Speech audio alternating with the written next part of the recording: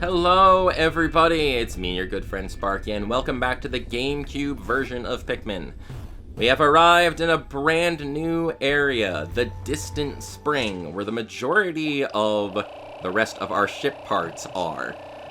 And if you couldn't guess by the name of the area, there's going to be a lot of water here, which means we are going to be needing the assistance of blue Pikmin quite often.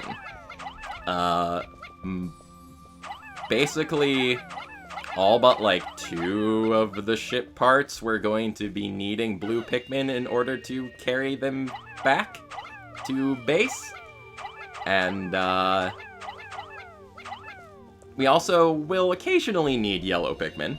We need yellow Pikmin in order to reach some ship parts and blow up some bomb rock gates and things like that. But overall, we're really not going to be needing red Pikmin, like, at any point.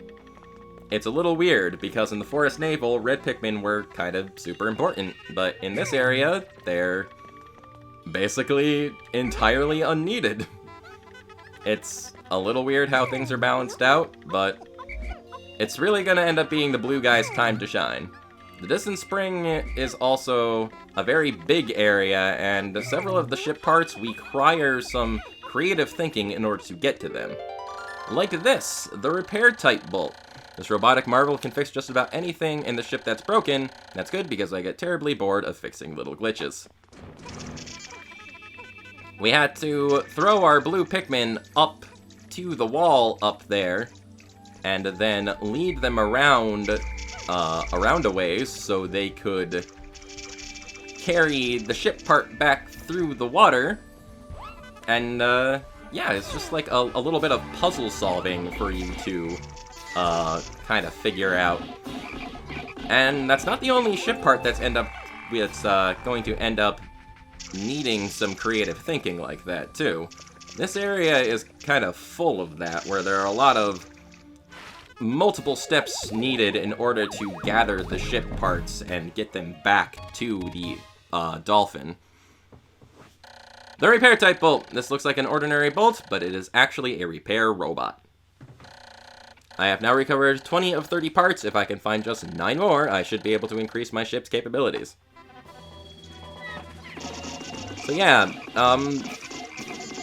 really overall, the Distant Spring, between needing some more, like, thoughts, more of, like, a creative thought process in order to get some of the parts, and just, like, the general size of the area, and the fact that it's filled with new enemy types, and, like, powered-up versions of other enemies, like, while we were just fighting there, the yellow Wollywog. They are just as annoying as their regular Wollywog counterpart from the Forest Naval, except even more so, because they're a bit tougher, and very often, more often, they will just kind of jump, even if they have 100 Pikmin weighing them down, and they'll flatten a bunch of your Pikmin, and there's really nothing you can do about it if you're not careful about directing your Pikmin around. There's no guarantee that you'll be able to actually take out a Wollywog fast enough to get it to the point where it won't jump at least once while you're fighting it. And that guy is a Bullbear, basically a powered-up version of a Bulborb. And much like the yellow Wollywog, he's a lot tougher than his regular counterpart, and it takes some extra effort in order to deal with him. If you're not careful, a Bullbear can take out a lot of Pikmin very quickly. The Pikmin that are carrying our spoils seem to be milling about in one place with their loads. It appears that their path back to the Onion is blocked and faced with what seems to be an insurmountable obstacle. They have lost their focus. If this is unacceptable, I will have to determine what is blocking their way and do what I can to resolve the problem. Which points us to a very confusing bit of AI shenanigans going on with the Pikmin.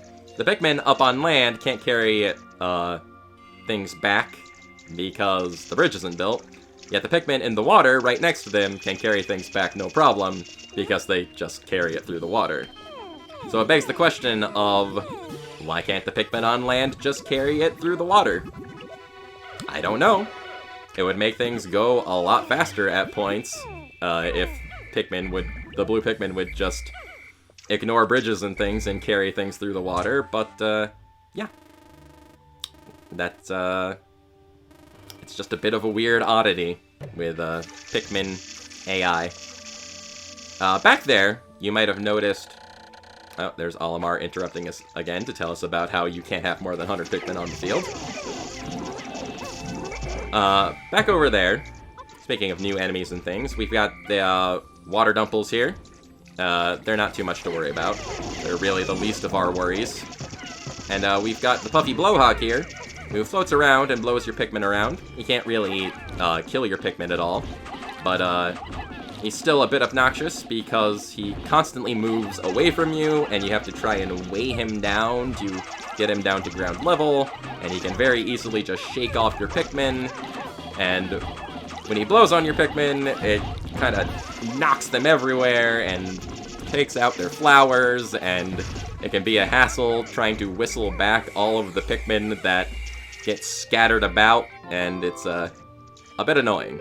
But he did have a ship part, the interstellar radio. Not only does it emit a constant SOS signal, but it also broadcasts voices from space that will brighten up my moments of boredom. The dolphin, while comfortable, becomes quite a lonely place in the depths of the night. So, very nice. We do have that now.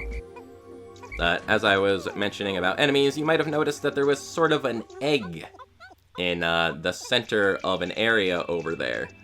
That is an egg that contains an enemy known as the Smoky Prog, which is kind of ghostly, almost demonic entity that is very difficult to deal with, and basically targets your camp and kills Pikmin very quickly. And it's not the sort of thing that I had time to deal with or really wanted to deal with. I've never really actually taken on the Smoky Prog and at least done it successfully. He is not an easy thing to have to conquer. Nor are Wollywogs. But I guess that goes without saying at this point. And also there's the swooping snitch bug right here. This guy flies around, grabs Pikmin, and kind of tosses them into the ground to plant them. Again, it's an enemy that can't really kill your Pikmin, but he's just kind of generally annoying, and you gotta knock him out of the sky and try and target him. And there seems to be a little inconsistency I've noticed with the Distant Spring. Sometimes there are 2 swooping snitch bugs flying around, and sometimes there's only 1. I'm not sure what determines the number of swooping snitch bugs that end up spawning. But, yeah, it's just a little weird and a little inconsistent. I don't really know what to say about it past that, honestly. It's just a bit of an oddity I've noticed. The interstellar radio. This part will send out a daily SOS signal. I have so little time remaining, though, that I have no option but to continue my search rather than wait for a rescue party. Having to collect every part is a bit overwhelming, but I get the impression not all parts are needed to fly the ship. I have now recovered 21 of 30 parts. If I can find just 8 more, I should be able to increase my ship's capabilities. Olimar really hammers home the fact that you don't need all 30 ship parts at this point of the game.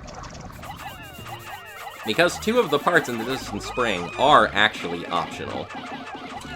At the same time, though, there's never really much of an indication of what ship parts are optional, so...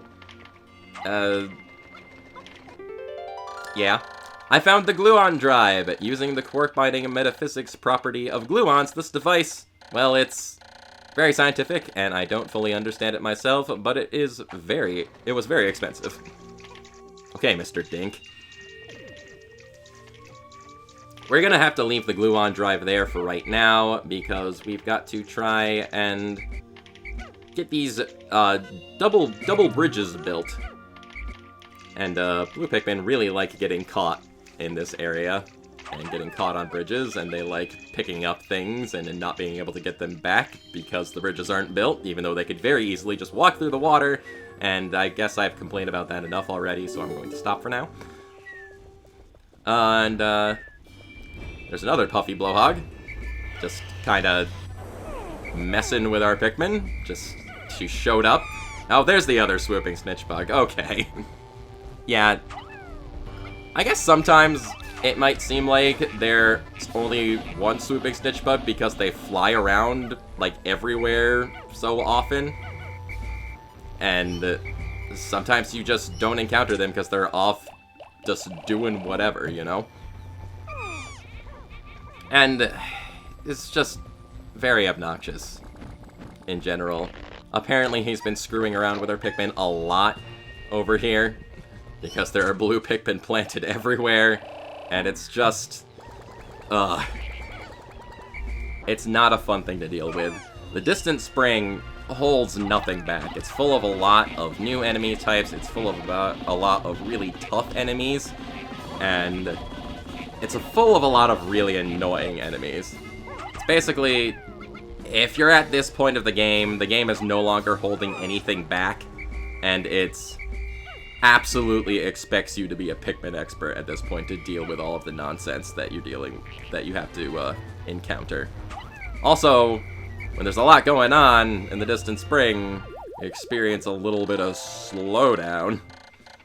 It's a little weird to, like, see a GameCube game lag like that, but with all the, like, parts lying around and all of the animations and the enemies kind of in sight, it gets a little much for the poor old GameCube, or I guess Wii in this case, to really handle it.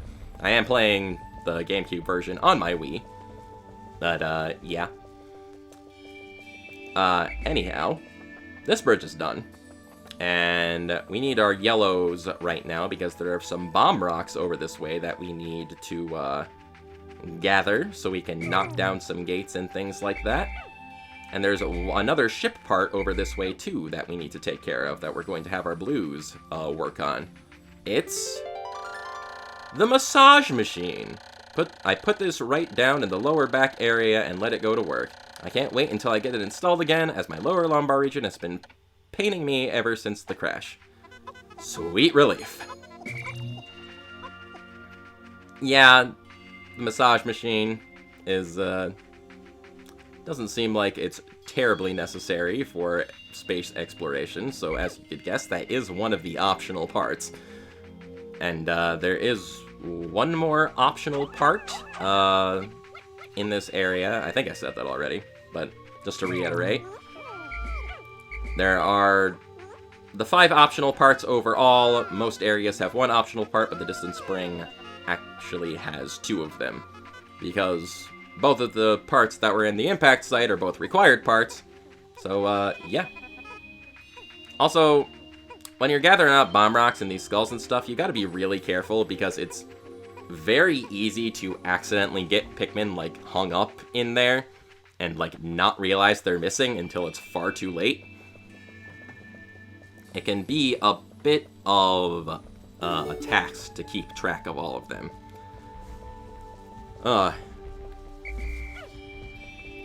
And more slowdown. More of a little bit of slowdown. Now, at this point of the day, things got a little confused. This whole day ended up being kind of messy. And there's still that Puffy Blowhog floating around, and this guy ended up waking up this bull bear, which was a problem, so we have to feed him some bombs to get rid of him. And that guy ended up waking up, and there's... everything just kind of went nuts, and we have to deal with the Puffy Blowhog sort of messing with us, and the massage machine gets back during the chaos, and it's just, yeah. The massage machine, I've been walking around so much lately, I'm really looking forward to using this. I have now recovered 22 of 30 parts. If I can find just 7 more, I should be able to increase my ship's capabilities. And yeah, everything just kind of ended up going wrong at this part of the game. At this part of the day.